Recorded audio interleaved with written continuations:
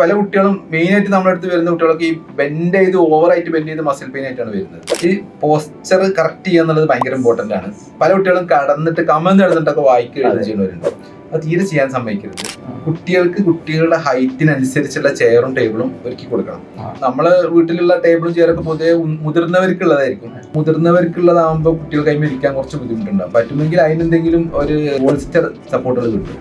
ചെയറുമ്പോൾ തന്നെ വെക്കാനുള്ള കുട്ടികളെ ഉയർത്തിയിരുത്താനുള്ള സാധനം. അല്ലെങ്കിൽ അതാത് കുട്ടികൾക്ക് അതാത് പ്രായത്തിന് കണക്കാക്കിയിട്ടുള്ള ചെയറും ടേബിളും വേറെ തന്നെ വാങ്ങിക്കാനും. വല്ലാണ്ട് പുറം വളഞ്ഞിട്ട് മുന്നോട്ട് വളഞ്ഞിട്ട് എഴുതാനോ വായിക്കാനോ സമ്മതിക്കാതിരിക്കുക. അങ്ങനെ ചെയ്യുമ്പോൾ പുറം വേദനയും അങ്ങനത്തെ കാര്യങ്ങളൊക്കെ വരും. പിന്നെ ഈ മൊബൈൽ ഉപയോഗിക്കുമ്പോൾ ഈ തല വളച്ചിരുന്ന് കുട്ടികൾ കുറേ സമയം ഇരിക്കും. അപ്പോൾ അത് ഒരു പൊസിഷനിൽ തന്നെ ഇങ്ങനെ കുറേ സമയം നോക്കിക്കൊണ്ടിരിക്കുക. അതൊക്കെ ഒഴിവാക്കുക. പിന്നെ സ്കൂളിലാണെങ്കിലും ബാക്ക് സപ്പോർട്ടുള്ള ബെഞ്ചും ഡെസ്കുകൾ നിർബന്ധമാക്കി. പല കുട്ടികളും മെയിനായിട്ട് നമ്മുടെ അടുത്ത് വരുന്ന കുട്ടികളൊക്കെ ഈ ബെൻഡ് ചെയ്ത് ഓവറായിട്ട് ബെൻഡ് ചെയ്ത് മസിൽ പെയിൻ ആയിട്ടാണ് വരുന്നത്. ഇപ്പോഴത്തെ തലമുറ മെയിനായിട്ട് ഈ മൊബൈൽ കമ്പ്യൂട്ടർ അതിനുള്ള അഡിക്ഷൻ കാരണമാണ് ഓവർ ബെൻഡിങ്. അവർ ഒട്ടും ശ്രദ്ധിക്കില്ല. പിന്നെ പലതും കണ്ടിന്യൂസ് ആയിട്ടുള്ള യൂസാണ്. ഒരു 2 മണിക്കൂറൊക്കെ ഒറ്റ ഇരിപ്പിൽ മൊബൈൽ നോക്കിയിരിക്കും.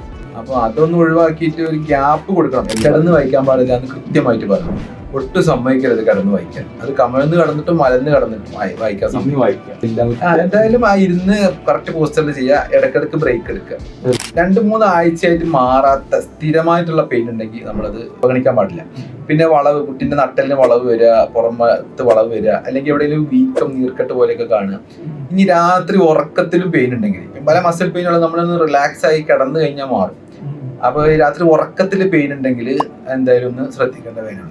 ഇത്തരം കാര്യങ്ങളൊന്ന് ശ്രദ്ധിക്കുക. ഡെയിലി ആക്ടിവിറ്റിനെ ബാധിക്കുന്ന തരത്തിൽ, ഇപ്പോൾ കുട്ടി ഓടും ചാടും കളിക്കൊന്നും ചെയ്യുന്നില്ല, പെയിനായിട്ട് ഒരു ഭാഗത്ത് മൂലക്ക് ഒതുങ്ങിയിരിക്കുകയാണ്, ഇളകാതിരിക്കുകയാണെങ്കിൽ നമ്മൾ എന്തായാലും അത് ശ്രദ്ധിക്കണം. ഇത്തരം കാര്യങ്ങളൊക്കെ ഉണ്ടെങ്കിൽ നമ്മൾ എന്തായാലും ഡോക്ടറെ കാണിക്കുക.